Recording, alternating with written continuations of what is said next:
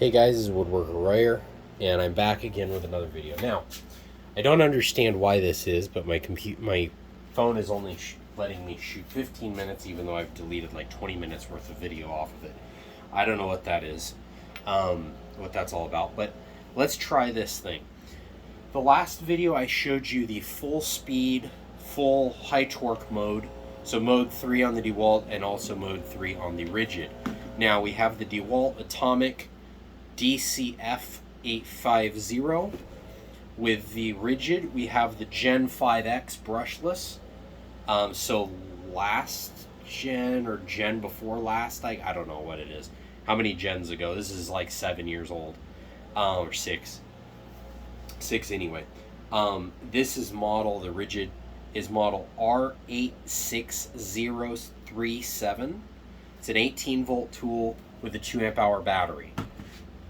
This guy is basically maybe 2 or 3 years old design. This one's new this year, and it is a Dewalt, as I said, DCF 850. It's got a 1.7 amp hour power stack battery. So we've got the newer drill design and the newest drill battery technology from Dewalt, and really from anybody. Everybody's kind of going pouch cells now. So real quick, we're going to get this screw started. Just got a couple threads in there, nothing fancy.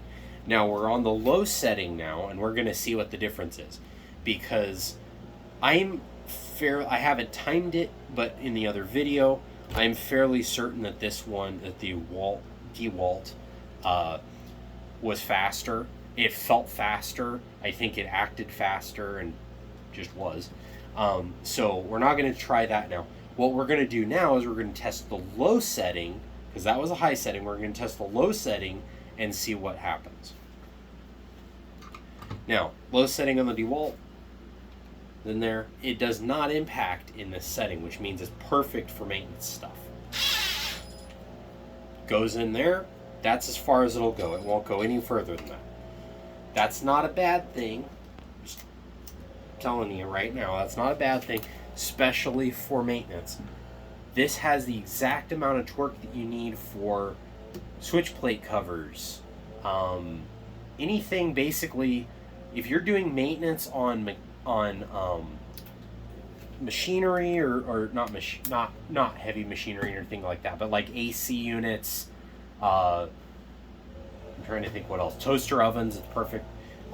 Whatever it might be that's sheet metal, kind of flimsy-ish, that is a really good mode. It's not going to want to go in there and just strip everything out like something else might. Basically what that does is that means I can have an impact driver. I've got all the high-end torque, but I also have the control and the slow speed and the less amount of torque that I would have with a drill in a clutch setting. Now, it's not as exact as a drill with a clutch setting. I really wish they had a clutch setting on this. That would be like amazing. But if they did, they'd probably have some stupid app that I'd have to open up in my phone and mess with and whatever to set stuff, which would be cool, just not very practical for when, like, I'm wanting to do work. I don't want to have to pull my phone out, get distracted by 15 other things, and then get yelled at by somebody because I'm playing on my phone. So my management, everything is really good about that, not worrying about that too much, but I do get distracted. So anyway, so now we're going to try the Ridgid. This doesn't have any clutch mode. I wish it did, but what they did with it is absolutely completely fine. It is so far beyond better than anything else on the market that I've seen. I didn't even know that was an option. What's cool is what I'll show you later in the video after we do this one more time. So that screw is as far down as the Dewalt will go in the low setting. Now this guy is also in the low setting, and we're going to see what happens here.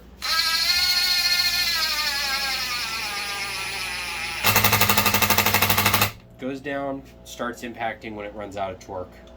Same thing with this one.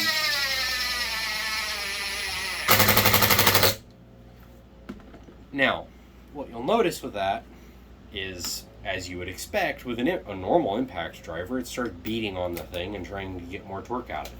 Now, listen to what this guy does. Again, still in the low setting, that does not impact going forward, but watch what it does in reverse.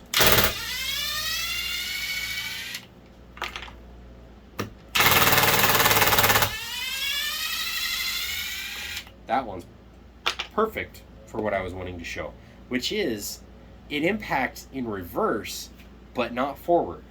Now, if you're dealing with something that's a reverse threaded or something, I'm sorry, just get a drill, I guess, if you're worried about it. But for everything normal, this thing is amazing. It's got 0 torque going in, so you can do everything you're wanting to assemble stuff, whatever. Obviously, you want to get it started, it'll still counter thread stuff. But if you're going in, righty-tighty, it does not impact. It does not have a whole lot of torque. Going out, it impacts all at once. It doesn't have, I think it's got about the same amount of speed and all that stuff. It's not any better going out, but going in is what really matters with this guy, and that's where it really shines. This is a really good design. The light, you can't see it from where you are, but the lights on this guy, you cannot see the light. It's not blinding you. With this guy, you can actually see that. So if you're in a really dark area or something like that, this is going to start blinding you more than this. The other thing is this guy runs for about 20 seconds for the light. This guy only runs about 10 seconds. And I haven't timed it. I've timed it on this one recently. I think I counted a while ago, like when I got it, like 7 years ago. And it was about 10 seconds for this guy, which is normal and completely fine. But if you're wanting a light, you just do that. If you're wanting a light, you just do that, or you can hit this button. It's kind of a safety switch thing design. It's not actually a safety switch, it's just for the light. Whenever you're holding the drill, basically the light's on. I don't really like that because it's like I don't need it, A, and B, I'm actually kind of curious if you lock that, what happens. Yep, still works. So that could drain your battery, not a lot, but that could drain your battery if you get that button pushed and the lights are just going and going and going. You know, whatever. Where this guy wins is the warranty. This has a lifetime warranty if you register it along with any batteries you buy now. It used to be a complicated thing if you bought them separately. Only some of them are covered, and this, that, and the other thing. I don't know what it was.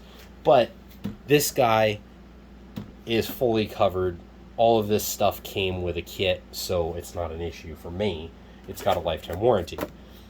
You can argue in the comment section about whether or not that's worth anything. I don't know. I've never used it. I watched a video where a guy used it fairly recently, and it seemed like they handled it fine. In fact, they actually upgraded him batteries now. Don't go take that and, expect that. But in his case, they actually upgraded him from whatever batteries that he had that were old, that were dying, and upgraded him to a better battery than the equivalent that they have now. I don't know why they did that. Maybe it was just easier. They had them on that shelf that was closer. I don't know what it was. But I think that's pretty cool. I'm not going to expect that if I go and try and return these. But it is nice to have. Now, the Dewalt has, I think, a 3-year warranty. I don't remember. And so, for what it is, I think it's completely fine. I've never had a battery, like 18-volt tool, die. Never had a 12-volt tool die, for that matter. I've had my Ridgids. I had the 18-volt Dewalt, so the old gen, not the slide pack, but the post style batteries. I had that kit, which was an entry-level drill. It was ugly and huge. That thing helped put in like subfloor and things in our house. That thing was worked, and it was in the tropics with the humidity and this and that. The whole chuck was like rusted and stuff by the time I left. For 2 years, and it was good. And then for about a year after that, I used it as well. And it was used a lot, and it was used hard, and in a fairly harsh environment. And that thing did really well. It still runs to this day. Same batteries as well. I don't really use it anymore. It's kind of in storage at this point, but it still runs. It still works. So I'm not worried about. And then these guys are 6 or 7 years old. This Ridgid kit that I've got, or stuff that I have, the drill, the battery, drill, batteries, the impact driver, reciprocating saw, multi-tool, all that stuff, light, all of that was a kit that was really good deal, really cool, and it's been 6 or 7 years, maybe 5 years for some of the newer stuff, and it's just completely fine. No issues, no loss of battery life. Now, honestly, I don't use it every day, so maybe it's lost a little bit, but I don't notice anything. And I don't think it's an issue. This guy has pouch cell batteries.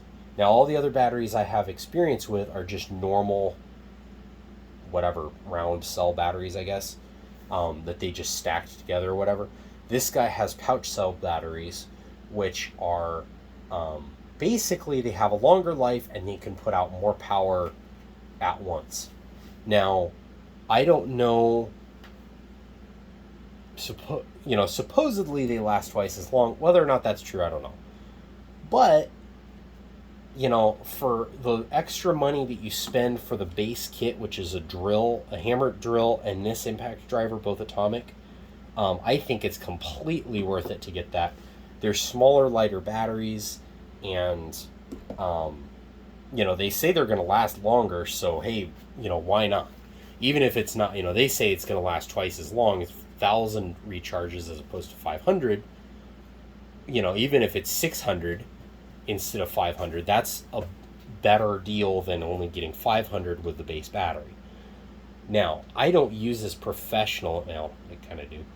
I don't use this in a normal trade where I'm plumbing, electrical, carpentry, whatever it might be, where I'm just using this all the time. I'm doing maintenance. So when I use this, it's like literally it's putting on like a switch plate cover or something, or taking it off. Occasionally installing something on a door where I have to actually put it in like 2 or 3 mode. Most of the time this is in the slow mode, and it's just saving me time with a screwdriver. I don't have to fiddle with a screwdriver. I just do, and it's off, and it's on, and it doesn't even, it just, and it's done. It's small, it's compact. Honestly, for maintenance people, this is the thing. This guy, the Ridgid, it's not a bad tool. It's just not as optimized as the Dewalt. It's larger. In the original video, I actually compared this with a 1-inch bit installed in the chuck. So the shortest this can be is only a 1/4 inch shorter than this guy, with almost a 3-inch bit holder and a bit in it. So it's fairly compact, this guy. In fact, I think it's the smallest impact driver, they said. I don't know. But it's fairly compact. The weight and everything, it's significantly lighter than the Ridgid. And it honestly, the handle and everything feels better because they don't have this button down here. They don't have all this grippy nonsense. This is grippy, but it's smooth grippy. It's not like this where there's like a pattern to it. It looks, I don't know, it looks like something, like a reptile turned into a bunch of rubber and got, I don't know, a dinosaur thing or something. I don't know. Basically, Dewalt wins, I think. They're both really good tools, and I don't fault you for getting either one. But as far as I'm concerned, I'm going to stick with the Dewalt. It's great. So, this is Woodworker Royer. I hope you guys have a nice day. Woodworker Royer out.